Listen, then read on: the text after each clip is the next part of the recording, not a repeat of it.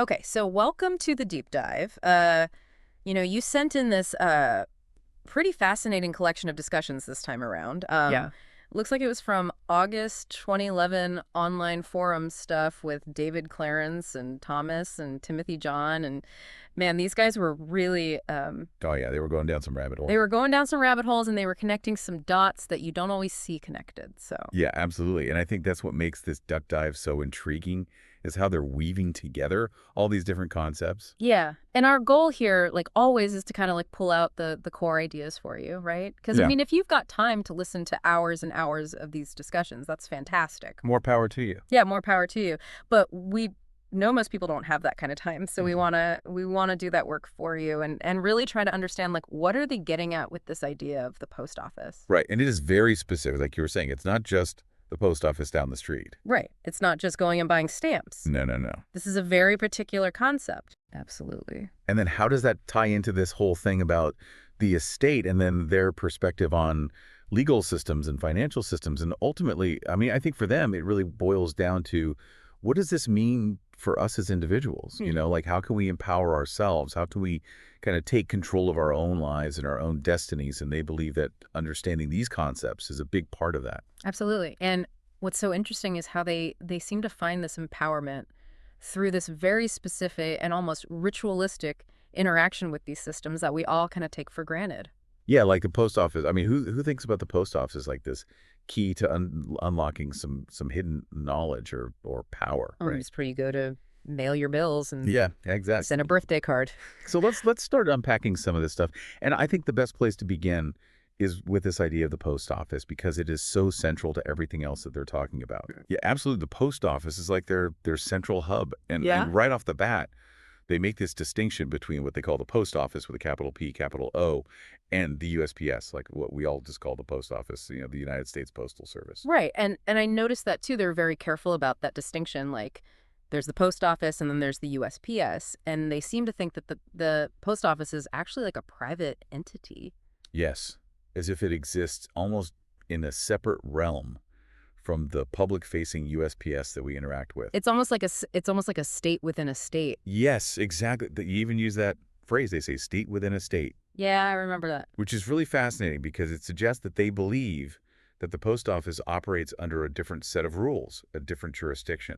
Yeah, and they even point to like specific forms like the registered mail receipt, Yeah. the PS form 3806 and they're saying, look, this form it only mentions the post office, doesn't say anything about the postal service. Yeah. Right, exactly. It's like they're looking for these little clues within the system itself that Yeah. reveal this hidden structure to this other side of things. Yeah, and to them this isn't just like a theoretical thing. They believe that this has real world practical implications, right? Absolutely. And this is where the concept of the estate comes in because they see the post office as almost like a safe deposit box for the estate or even an account with the Republic.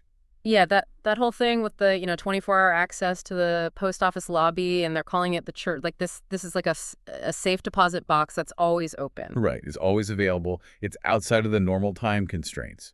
And they even recommend using a P.O. box for important mail related to the estate. Right. Like if you're gonna do any of this stuff that they're recommending, Right. get a PO box because you're operating in this other realm. You're outside of the normal system, the normal flow of information.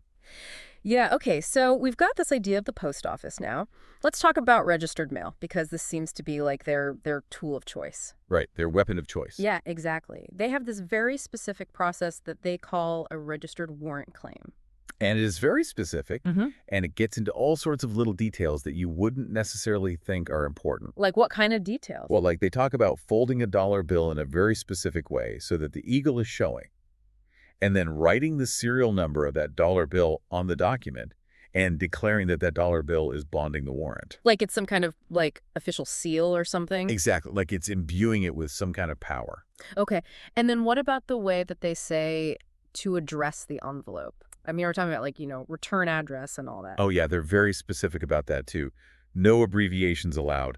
The zip code has to be in brackets, and it needs to be addressed to the estate care of the executor office occupant. So it's like you're not addressing it to a specific person, you're addressing it to like a concept. To an office, to a position. And Even the signing of the receipt is very specific. Like they say, sign as trustee, all lowercase letters with a broken signature line. Yeah, don't connect the line when you sign your name. Okay, and I remember they really emphasize keeping that NCR carbon copy of the registered mail receipt like it's like gold. Right, it's your record of deposit. Your evidence. Exactly. Okay, so it sounds like they're really trying to create their own kind of legal document or financial instrument through this very specific process. And they have all these little rules and regulations that they've come up with that govern how you're supposed to do this. Like they've got their own little system. They've got their own system, their own language almost. Yeah, and then there's the whole thing with the green return receipt card of PS 3811, and they say make sure you use Section D and check the yes box for restricted delivery. Right, when you're claiming estate property. Estate property. So we're going to have to dig into that, what exactly they mean by estate property. But it sounds like they're really trying to control every aspect of this process. They want to make sure that it's done according to their very specific understanding of how these systems work. Okay, so let's talk about the registered mail receipt itself. They're very specific about how to fill that out, too. Oh, yeah. They say write $1 with the number 1 and the word dollar, and then in the full value section, you write $1 and spell it out. O-N-E space D-O-L-L-A-R. Okay, so they're being very deliberate with the language that they're using. Very deliberate. And in the official use box, they recommend adding specific wording referencing the estate and trust special deposit. Trust special deposit, that's another one of those key phrases that we're going to have to dig into. Absolutely. But it seems like they're trying to imbue this document with a specific legal weight based on their understanding of these terms. Okay, and then there's this concept of the circuit. They talk about registered mail being like the red conductor, the charge, and then certified mail is like the green, the ground completing the circuit. It's like they're trying to create a flow of energy almost. Yeah, like an electrical circuit. And that by completing this circuit, they're achieving some kind of legal or financial outcome. Okay, so for the listener, trying to wrap their head around all this, what can we tell them about what these guys are trying to do with all this registered mail stuff? I think what's important to understand is that they've created this very elaborate and specific system based on their particular understanding of how the public and private aspects of these seemingly mundane systems like the post office interact. And they believe that by meticulously following this system, they can achieve certain results. Okay, so they're not just sending a letter. They're doing something much more significant in their minds. Right. They're enacting a process. They're creating a legal or financial instrument. Okay, so let's dig into this concept of the estate, because that seems to be like the core, the foundation of their whole belief system. Absolutely. The estate is central to everything they talk about, and their fundamental belief is that everyone has an estate from the moment of birth. Okay, so it's not like you have to inherit an estate or you have to buy an estate. No, it's inherent. It's part of who you are. Okay, and they use these terms like grantor, executor, beneficiary. And they see those as private side equivalents to terms that we use in the public sphere, like owner, sponsor, borrower. So it's like they're trying to draw a distinction between the private and the public. Right. And they believe that by operating on the private side, they can access certain rights and privileges that are not available to those operating on the public side. Okay, so they're very careful about the language that they use and the terms that they use. Very careful and very deliberate, and they put a huge emphasis on this idea of a trust special deposit. Trust special deposit. Yep. Okay, and this is where they really get into the weeds of banking, because they believe that most bank accounts are set up as creditor-debtor relationships. Which they don't like. Which they don't like, because it puts you in a subservient position. Okay. But they believe that by creating a trust special deposit, you can change that relationship to a beneficiary-trustee relationship. Which is more advantageous to you. Much more advantageous because it puts you in the position of control. And they even recommend like specific things you can do, like changing your bank signature card to an autograph card. Right, and declaring to the bank that all banking transactions with this institution will be by special deposit. Wow, so they're really trying to rewrite the rules of the game. Absolutely. They're trying to play the game on their terms. Okay, so this brings us to their perspective on the legal and financial systems in general. And it's safe to say they're not big fans. They're not fans. Yeah. They're very skeptical of these institutions, and they have some pretty strong opinions about how they operate. Like what kind of opinions? Well, for example, they refer to courts as Bayar fly courts. Bayar fly courts. Okay, meaning courts with members of the Bar Association. Yeah. And they believe that these courts are primarily concerned with financial transactions, Not justice. not justice in the traditional sense. Interesting. Okay, and what about their advice on how to interact with these courts? Well, they say that you should always act as the office, meaning the general executor, trustee, or beneficiary of the estate. Okay, but not as your name. Right. Don't give them your name because they believe that by doing so, you're subjecting yourself to their jurisdiction, So it's all about staying outside of their grasp. to staying outside of their jurisdiction. Yeah, and they even talk about strategies for like seizing the court. Yeah, by acknowledging the judge as a public servant and a trustee, not as this figure of ultimate authority. It's a very different way of looking at the legal system. Very different. And it all stems from their belief that these systems are ultimately about money and that they're designed to extract wealth from the estate. Okay, so let's talk about money itself because their views on money are also pretty unique. Yeah, they don't see Federal Reserve notes as actual money. They see them as banknotes or shares that can be redeemed, So they're like IOUs. essentially. And they believe that these notes are backed by pledges made against the estates of individuals. Okay, so it's like our money is actually debt. That's their belief, and they even bring up the National Currency Act of 1864 as evidence of this, And they draw parallels to Iceland's debt crisis. suggesting that it's an example of how these international banking systems operate. And then there's a whole thing about EIN numbers. They seem to think that those aren't really necessary. Just in their framework, they believe that you can operate without an EIN number. Wow, so they really are trying to create a whole separate system. A parallel system, a private system. Okay, so this leads us to their ideas about being freeborn and achieving personal sovereignty, which seems to be like the ultimate goal for them. Absolutely. It's about reclaiming your inherent power and stepping outside of these systems of control. And they have a very specific understanding of what it means to be freeborn. It's not just a legal status. It's a state of being. It's Yeah. connected to the breath, the spirit, the consciousness of the earth. Okay, so it's very spiritual. Very spiritual. And they even talk about things like DNA upgrades and the rapid advancement of technology as signs of a shift in consciousness. Wow. Okay, and how does this all tie into their ideas about personal power and avoiding fear? Well, they believe that we're being manipulated by fear, by psychops, by artificially inflated threat levels. And that we need to break free from that. Exactly. We need to realize our own inherent power Yeah. and stop giving our power away to these external forces. They even use the analogy of the umbilical cord being severed. Right, becoming the one body, mind, and spirit possessing inherent liberty from the Creator. So it's about individual autonomy. Absolutely. Taking responsibility for your own life, your own destiny. Okay, so throughout their discussions, they also offer a lot of practical advice and observations. Right, and some of it's pretty out there.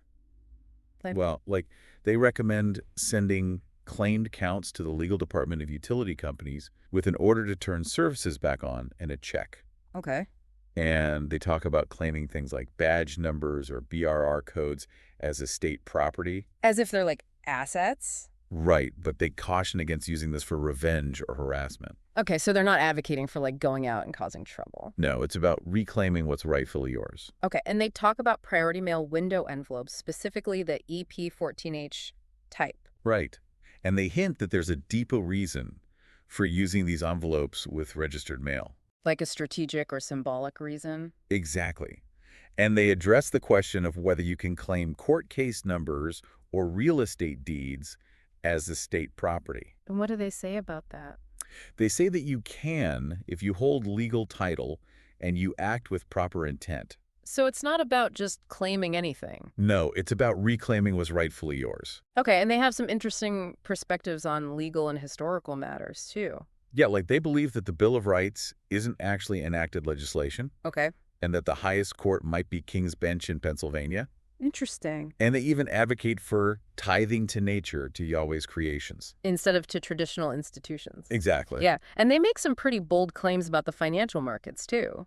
Yeah, like they believe that the president, through the plunge protection team, sets the closing prices of the stock market. Wow. Okay. They definitely see the world through a different lens. They definitely do, and they really emphasize the importance of belief and study for all of this stuff to work. Absolutely. They believe that your mindset is key to seeing and interacting with reality in this way. And they recommend contacting the Chief Deputy Attorney General of your birth state to inquire about trusts and EIN numbers associated with your birth certificate. Which they see as a form of American depository receipt. Okay, so they're really trying to tie all these different concepts together. Yes, and they use a lot of interesting analogies like comparing special deposit to a blackjack dealer showing clean hands. Okay, so it's about transparency and legitimacy. Exactly. And they reiterate their belief that the post office is essentially a safe deposit company. Okay, and they bring up Philadelphia's historical significance as the location of the first post office and bank and the Continental Congress. And they connect this to the key to the House of David from Scripture. It's all very symbolic. Very symbolic. And their charge-discharge ground analogy, which they equate to the roles of grantor, trustee, and beneficiary, is really important to their understanding of how financial circuits work. Okay, so it's like completing a circuit. Exactly. And they even point out the use of military time in bulk mailing rooms of post offices and in prisons. Wow, they really see these connections everywhere. They do, and they specifically address the question of whether you can claim a P.O. box as a state property. And what do they say? They seem to think that you can, but they also talk about rescinding your driver's license and claiming the driver's license number as estate property. Okay, so it's not about the physical document, it's about the number. Right. And they elaborate on the concept of a certification of vital record or birth certificate as being like an American depository receipt. Representing assets held on deposit. Right. And they emphasize that everything within these systems is notice, not a claim. Okay, so you have to be proactive. Absolutely. And they address the practical matter of how to use a check received by the estate. Okay, how do they say you should do that? They recommend depositing it into a private account held on trust special deposit within a public bank. Wow, okay, so they're really trying to create this separate system within the existing system. Exactly. And they even connect the dollar bill, silver certificates, and Social Security card numbers as representing pledged assets. Okay, and they have this idea that a $1 bill holds more inherent value than higher denominations because of its link to silver. Right, and they believe that holding large amounts of debt currency signifies participation in a system of pledged souls of men. Wow, okay. And they even reference Yeshua's example of using a trustee, Simon Peter, to pay the tax. As a model for engaging with the financial system without becoming entangled in the debt-based structure. Exactly. So it's all about finding ways to operate within these systems without being subject to their rules. Okay, so when you put it all together, their message is really one of empowerment. Absolutely. Yeah. They believe that by understanding these concepts and taking the appropriate actions, individuals can reclaim their inherent sovereignty. It's a lot to take in. It is, but I think that's what makes this deep dive so fascinating. It's challenging us to think about these systems in a completely different way. So let's recap what we've learned today. We explored David Thomas and Timothy John's ideas about the post office and their belief that it's a private entity that operates under a different set of rules than the USPS. Right, and we talked about their strategic use of registered mail as a tool for asserting claims. And their emphasis on the importance of the estate and the principles of trust. And their deeply critical perspective on the conventional legal and financial systems. It's clear that for them, the key is understanding the underlying principles and the intended mechanics of these systems.